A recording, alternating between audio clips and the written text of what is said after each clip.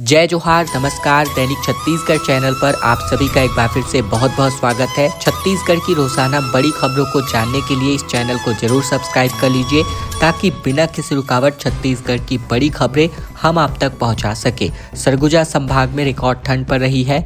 मैनपाट में तापमान 5 degree Celsius के नीचे चला गया है। शीतलहर के कारण नवंबर माह में तकरीबन 57 सालों का रिकॉर्ड टूट गया है और जिसकी वजह से लोगों का स्वास्थ्य बदलाव हो रहा है। बता दें, सरगुजा संभाग में शीतलहरों के कारण कड़ाके की ठंड पड़ रही है। मैनपाट का न्यूनतम तापमान 4.8 डिग्री सेल्सियस दर्ज किया गया। इसके अलावा अंबिकापुर का न्यूनतम तापमान 6.5 डिग्री सेल्सियस चला गया। इसके पहले अंबिकापुर का न्यूनतम तापमान गिर करके 6.2 डिग्री सेल्सियस पर चला गया था। सरगुजा में ठंड ने पिछले 57 सालों का रिकॉर्ड तोड़ दिया है। उत्तर संभाग यानी संभाग के पाट मैदान से लेकर मैदानी इलाकों में कड़ाके की ठंड पड़ रही है। शीतलहर का असर उत्तर छत्तीसगढ़ में जारी है। बता दें, सीजन का सबसे ठंडा दिन 16 नवंबर को रिकॉर्ड किया गया। अंबिकापुर का न्यूनतम तापमान गिरकर 6.2 डिग्री सेल्सियस पर आ गया था। राजनांदगांव में 2400 एथलीट ने हाफ मैराथन में हिस्सा लिया। इलेक्ट्रॉनिक चिप से लोकेशन ट्रैक की गई। 78 विजेताओं को 7 लाख रुपए के पुरस्कार सौंपे गए। बता दें, छत्तीसगढ़ के राजनांदगांव रनर्स ग्रुप ने 16 नवंबर को शहर में हाफ मैराथन स्पर्धा का आयोजन किया। यह इस आयोजन का 6वां वर्ष था जिसमें देश और प्रदेश के कुल मिलाकर 2400 प्रतिभागियों ने हिस्सा लिया। इस दौड़ को 5 किलोमीटर, 10 किलोमीटर और 21 किलोमीटर की 3 श्रेणियों में बांटा गया था। महिला और पुरुष वर्ग में अलग अलग आयु श्रेणी के तहत मिलाकर 78 विजेता घोषित किए गए। इसके अलावा धावकों को नगद पुरस्कार और मेडल से सम्मानित किया गया। स्पर्धा में एक इलेक्ट्रॉनिक रनिंग चिप का उपयोग किया गया था जिससे लाइव डेटा ऐप के माध्यम से प्रतिभागियों की लोकेशन की निगरानी करी गई। इसके अलावा प्रतिभागियों के अर्ली बर्ड ऑफर के अंतर्गत 999 रुपये पंजीकरण शुल्क लिया गया था जिसमें उन्हें बैग और टी शर्ट प्रदान किया गया था। धान खरीदी के मुद्दे पर राजभवन मार्च करेंगे किसान। समर्थन मूल्य बढ़ाने, बिजली बिल घटाने और तकनीकी दिक्कतों को दूर करने की मांग की जाएगी। छत्तीसगढ़ में धान खरीदी के मुद्दे को लेकर किसान अब सड़क पर उतरने की तैयारी में है। छत्तीसगढ़ संयुक्त किसान मोर्चा ने ऐलान किया है कि 26 नवंबर को प्रदेश भर के किसान रायपुर के मोती बाग से राजभवन तक पैदल मार्च करेंगे। इस मार्च में किसान धान के समर्थन मूल्य बढ़ाने, बिजली बिलों में बढ़ोतरी और आर्थिक बोझ जैसी समस्याओं के खिलाफ अपनी आवाज उठाएंगे। किसान संगठनों का कहना है कि छत्तीसगढ़ में धान का समर्थन मूल्य 3100 रुपये प्रति क्विंटल देने का वायदा किया गया था।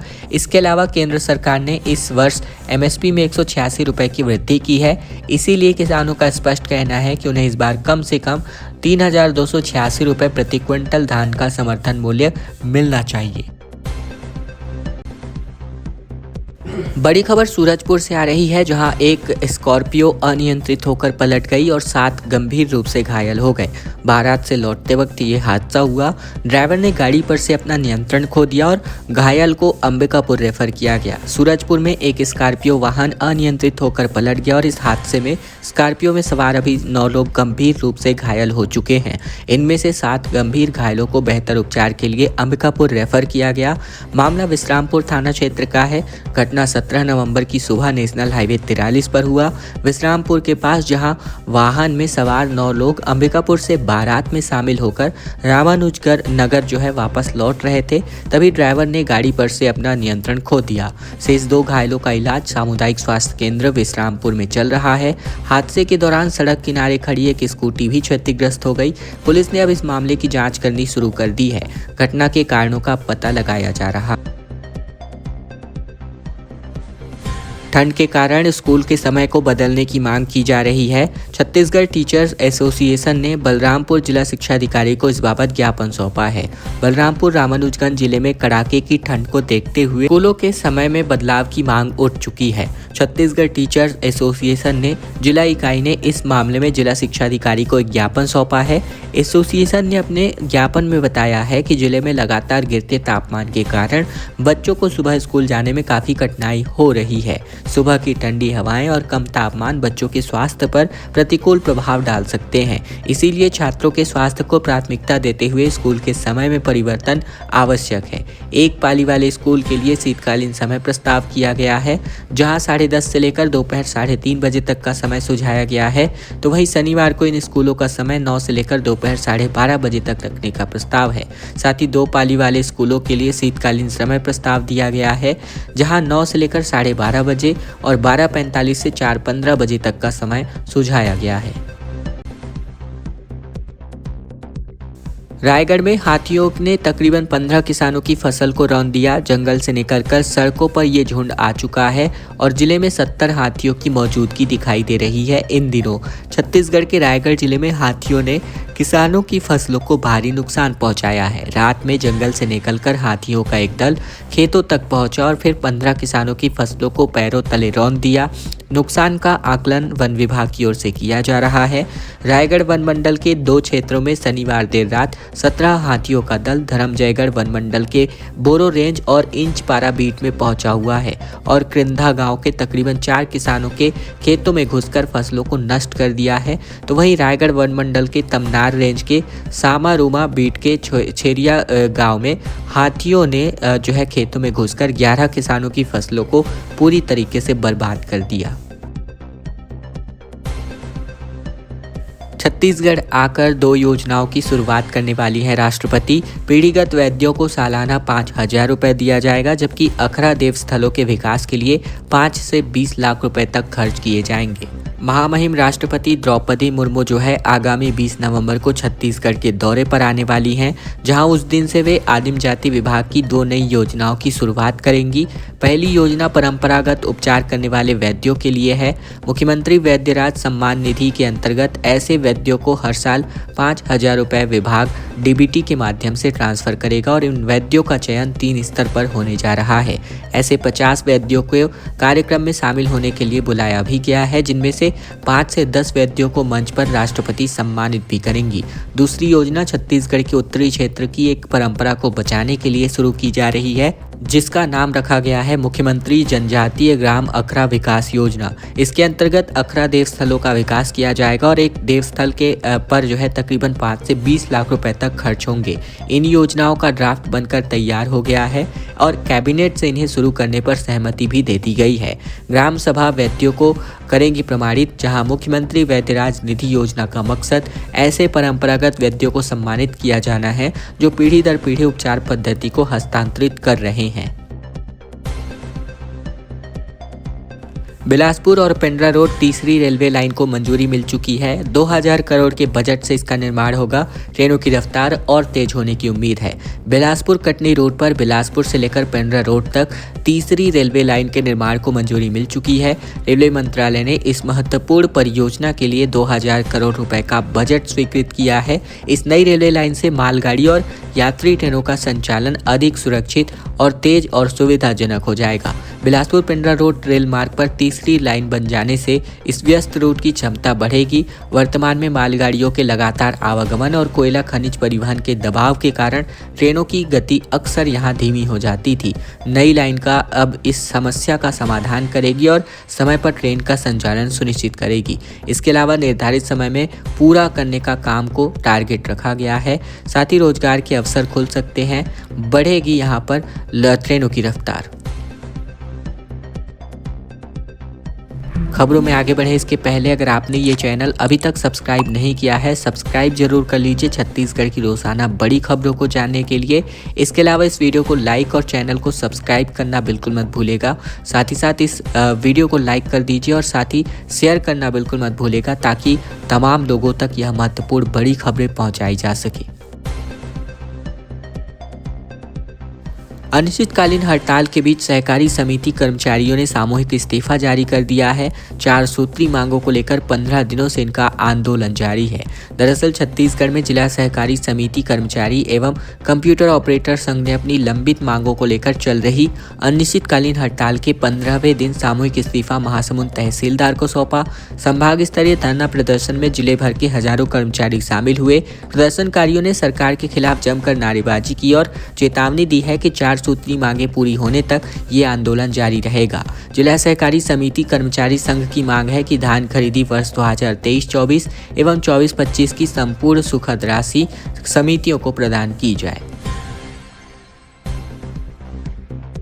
बिलासपुर में धर्मांतरण को लेकर बवाल मचता नजर आया। लाउड स्पीकर लेकर पहुंचे कार्यकर्ता और बोले प्रार्थना सभा के नाम पर भोले भाले लोगों को, हिंदुओं को ब्रेन वॉश किया जा रहा है। दरअसल छत्तीसगढ़ के बिलासपुर में धर्मांतरण को लेकर बवाल थमने का नाम नहीं ले रहा है। रविवार को शहर से लगे चिल्हाटी स्थित झोपड़ीनुमा मकान में प्रार्थना सभा आयोजित की जा रही थी, जहां हिंदू महिलाओं और बच्चों को बुलाया गया था। इस दौरान हिंदूवादी संगठन के कार्यकर्ता लाउड स्पीकर लेकर पहुंच गए और अनाउंस करने पर हंगामा मचाने लगे। मामला सरकंडा थाना क्षेत्र का है। घटना की जानकारी मिलते ही पुलिस मौके पर पहुंची और जांच के बाद केस दर्ज किया गया। हिंदूवादी संगठन का दावा है कि प्रार्थना सभा के नाम पर भोले भाले हिंदुओं का ब्रेन वॉश किया जा रहा है। पिछले 6 महीने में इस तरह से प्रार्थना सभा के नाम पर धर्मांतरण के आरोप में तकरीबन 38 से अधिक केसेस दर्ज हो चुके हैं। गरियाबंद में एक ही परिवार के 3 बच्चों की मौत हो गई और बुखार आने पर बैगा और गुनिया से झाड़ फूंक कराते रह गए। 3 दिन में मासूमों ने अपना दम तोड़ दिया। छत्तीसगढ़ के गरियाबंद जिले में पिछले 3 दिनों में 3 सगे भाई और बहनों की मौत हो गई। शुरुआती जांच में पता चला है कि बच्चों की मौत का मुख्य कारण अंधविश्वास, झोला छाप डॉक्टर का गलत इलाज और परिजनों द्वारा समय पर अस्पताल न ले जाना था। घटना मैनपुर ब्लॉक के धनोरा गाँव की है। जानकारी के अनुसार पिता का नाम डमरूधर नागेश है, जो कि पैसे से मजदूर है। वह परिवार के साथ हाल ही में अपने ससुराल मक्का तोड़ने शाही बिन कछार गया हुआ था, जहां तीनों बच्चों को बुखार आने लगा। जहां उन्होंने झोला छाप डॉक्टर से इलाज कराया, लेकिन बुखार उतर नहीं पाया। इसके बाद वो गांव लौट आए और बच्चों को अस्पताल न ले जाकर बैगा गुनिया के पास झाड़ फूंक कराने लगे। इस बीच 3 दिनों में तीनों भाई और बहनों की मौत हो गई। इस मामले में CMHO SK नवरत्न के निर्देश के बाद अब जांच के लिए 4 सदस्यीय टीम गठित कर दी गई है, जहां उसे तुरंत धनोरा गांव भेजने का निर्देश जारी किया गया है।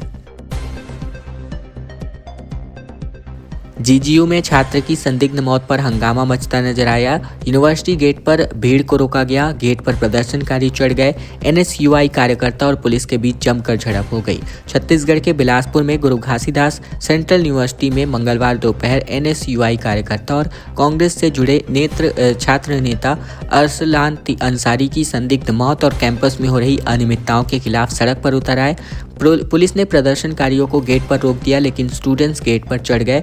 इस दौरान NSUI कार्यकर्ताओं और पुलिस के बीच जोरदार धक्का मुक्की और झड़प हो गई। इसके अलावा छात्रों का आरोप है कि अरसलान अंसारी की मौत संदिग्ध परिस्थितियों में हुई है, लेकिन विश्वविद्यालय प्रशासन ने न तो स्पष्ट जानकारी दी है और न ही पारदर्शी तरीके से इसकी जांच कराई है। 13 हड़ताली कर्मचारी बर्खास्त हो गए, जहां 3 पर FIR पर प्रस्ताव मिल चुका है। बलौदाबाजार में धान खरीदी से इनकार पर 3 नवंबर से जारी हड़ताल पर एक्शन लिया जा रहा है। बलौदाबाजार जिले में धान खरीदी कार्य से इनकार करने वाले हड़ताली कर्मचारियों के खिलाफ प्रशासन ने सख्त कार्यवाही शुरू कर दी है। अति आवश्यक सेवा अनुरक्षण कानून यानी ESMA के अंतर्गत 13 कर्मचारियों को बर्खास्त कर दिया गया है, जबकि 3 अन्य के खिलाफ FIR दर्ज करने का प्रस्ताव है। जिला खाद्य अधिकारी पुनीत राम वर्मा से मिली जानकारी के अनुसार ये कर्मचारी अपनी 4 सूत्री मांगों को लेकर 3 नवंबर से हड़ताल पर थे। प्रशासन ने धान खरीदी जैसे आवश्यक कार्य में बाधा डालने के कारण यह कदम उठाया है। बर्खास्त किए गए कर्मचारियों में सिमगा समिति की प्रबंधक मंजुला शर्मा, खोखली समिति के प्रबंधक राकेश कुमार टंडन, इसके अलावा धुर्रा बांधा समिति प्रबंधक मूलचंद वर्मा और साथ ही रोहानसी समिति प्रबंधक धर्मेंद्र साहू और तिल्दा समिति प्रबंधक रामकुमार साहू शामिल है। इसके अलावा कसडोल ब्लॉक में कई विक्रेताओं को पदों से हटाया गया है। वहीं 3 कर्मचारियों पर कानूनी कार्यवाही की तैयारी अभी और है। जिले में 88 केंद्रों पर 27,000 क्विंटल धान की खरीदी बिक्री और 570 किसानों ने ऐप से टोकन काटे हुए हैं। बड़ी खबर, जहां ठंड से बचने आग तापते समय झुलस करके 2 महिलाओं की मौत हो गई। उत्तरी छत्तीसगढ़ में ठंड बढ़ने के साथ ही अब अलाव तापते समय झुलसकर मौत की घटनाएं सामने आने लगी हैं। सरगुजा के मैनपाट थाना क्षेत्र के सुपलगा में एक 65 वर्षीय वृद्धा चूल्हा में झुलस गई और अस्पताल के बजाय 14 दिनों तक उसे घर पर ही रखा गया। समुचित उपचार नहीं मिलने की वजह से हालात गंभीर हो गए और मेडिकल कॉलेज में रहने के साथ ही उसकी मौत हो गई। इसी तरह दूसरी घटना सूरजपुर के ग्राम जोबगा में हुई, जहां 35 वर्षीय महिला की हीटर से आग तापते समय जलने से मौत हो गई। वहीं जानकारी के अनुसार 31 अक्टूबर को कमलेश्वरपुर के सुपलगा निवासी परमेश्वरी नायक पति नंदलाल नायक पति पत्नी दोनों ही घर के भीतर आग ताप रहे थे और थोड़ी ही देर बाद पति सोने चला गया और कुछ ही देर बाद परमेश्वरी भी सोने के लिए उठी। तभी अचानक चूल्हे में गिर गई और चीखने पर पति की नींद खुली, लेकिन तब तक बहुत देर हो चुकी थी। शराब घोटाला मामले में सुप्रीम कोर्ट से ईडी को फटकार मिली है। कोर्ट ने पूछा कि लखमा के खिलाफ कौन सी जांच की जा रही है जो पूरी नहीं हो पा रही, इन्वेस्टिगेशन ऑफिसर एफिडेविट में बताएं। छत्तीसगढ़ शराब घोटाला केस में सुप्रीम कोर्ट ने प्रवर्तन निदेशालय को कड़ी फटकार लगाई है। सुप्रीम कोर्ट ने ईडी से पूछा है कि ऐसी कौन सी जांच बची है जो अभी तक पूरी नहीं हो पाई है। इस जांच को पूरा करने के लिए कितने समय की जरूरत है। सुप्रीम कोर्ट ने सुनवाई के दौरान ईडी से पूछा है कि एक तरफ कहते हो कि शराब घोटाला के आरोपियों को बेल नहीं देनी है, दूसरी तरफ कहते हो कि हम जांच कर रहे हैं, तो ऐसी कौन सी जांच है जो अभी तक चल रही है। सुप्रीम कोर्ट ने ईडी को आदेशित किया है कि जांच अधिकारी अपना पर्सनल एफिडेविट दाखिल करे, जिसमें स्पष्ट किया गया है कि पूर्व मंत्री कवासी लखमा के खिलाफ अभी कौन सी जांच चल रही है, इस जांच को पूरा करने में कितने और समय की जरूरत है। छत्तीसगढ़ में 6 करोड़ का यूपी और एमपी ओडिशा का धान जब्त किया गया। पुलिस ने तड़के 4 किलोमीटर पीछा करके इसकी गाड़ी रुकवाई। हड़ताल से नहीं लौटने पर 13 कर्मचारियों को बर्खास्त भी किया गया। छत्तीसगढ़ में 15 नवंबर से समर्थन मूल्य पर धान की खरीदी की शुरुआत हो चुकी है। इसी दौरान प्रशासन ने अवैध रूप से दूसरे राज्यों से लाए जा रहे धान पर कार्यवाही की। 1 नवंबर से 16 नवंबर तक अभियान चलाकर पूरे प्रदेश में 19,320 क्विंटल धान जब्त किया गया, जिसकी कीमत तकरीबन 6 करोड़ आंकी गई है। तस्करों ने यूपी, एमपी और ओडिशा से धान लाया था, जिसे टास्क फोर्स ने घेराबंदी करके पकड़ा। सबसे ज्यादा महासमुंद में 4,266 क्विंटल धान जब्त किया गया, जबकि दूसरे नंबर पर बलरामपुर है, जहां से 4,139 क्विंटल धान जब्त किया गया। 15 नवंबर की तड़के सुबह तकरीबन 3:30 बजे पुलिस की टीम ने 4.5 किलोमीटर तक पीछा कर अवैध धान की गाड़ी को रुकवाया। जांच में दोनों वाहनों से लगभग 200 बोरी अवैध धान बरामद हुआ। ड्राइवरों के पास से वैध दस्तावेज नहीं मिले थे, जिसके बाद दोनों ही गाड़ियों को जब्त करके थाने में सुपुर्द किया गया। अंबिकापुर में 6 डिग्री सेल्सियस पारा निकल चुका है, जहां नवंबर में 10 साल में सबसे कम तापमान देखने को मिल रहा है। इसके अलावा उत्तर से आ रही ठंडी हवाओं का असर देखने को मिल रहा है। आने वाले 3 दिनों तक शीतलहर की चेतावनी जारी है। छत्तीसगढ़ में आने वाले 3 दिनों तक उत्तर और मध्य क्षेत्रों में शीतलहर जारी रहने का अनुमान है और इसके बाद तापमान में 2 से 3 डिग्री तक की बढ़ोतरी होगी। उत्तर भारत से आ रही ठंडी हवाओं के असर की वजह से प्रदेश में कड़ाके की ठंड महसूस की जा रही है। बलौदाबाजार, पिंडरा और अंबिकापुर में लोग सुबह और शाम का अलाव का सहारा ले रहे हैं। हालांकि सार्वजनिक स्थानों पर पर्याप्त अलाव न होने के कारण लोगों को परेशानियों का सामना करना पड़ रहा है। राहुल गांधी के साथ जिलाध्यक्षों के नाम पर चर्चा पूरी हो चुकी है। बैज और महंत दिल्ली रवाना हो चुके हैं। आने वाले 48 घंटों के अंदर अब सूची जारी हो सकती है। छत्तीसगढ़ कांग्रेस में संगठनात्मक बदलाव का इंतजार अब खत्म होने वाला है। जिलाध्यक्षों की नई सूची आने वाले 24 से 48 घंटों में किसी भी वक्त जारी की जा सकती है। रविवार देर रात दिल्ली में राहुल गांधी, कांग्रेस अध्यक्ष मल्लिकार्जुन खड़गे और संगठन महासचिव केसी वेणुगोपाल की बैठक हुई। इस बैठक में जिलाध्यक्षों के नाम पर विस्तार से चर्चा की गई। सोमवार को एआईसीसी की बैठक में इन नामों पर अंतिम मुहर लगानी अब तय मानी जा रही है। इस बैठक में नेता प्रतिपक्ष डॉक्टर शरणदास महंत, पीसीसी अध्यक्ष दीपक बैज और प्रदेश के प्रभारी सचिन पायलट के साथ तीनों सह प्रभारी एमएस संपत कुमार, जरीता लैथफलांग और विजय जांगीर भी यहां पर मौजूद रहने वाले हैं। खबरों का सिलसिला बस यहीं तक का था। अगर आपको यह वीडियो पसंद आया, वीडियो को लाइक कर दीजिए। चैनल पर नए हैं, चैनल जरूर सब्सक्राइब कर लीजिए ताकि बिना किसी रुकावट छत्तीसगढ़ की तमाम बड़ी खबरें हम आप तक पहुंचा सके। और इसके अलावा इस वीडियो को लाइक और शेयर करना बिल्कुल मत भूलेगा।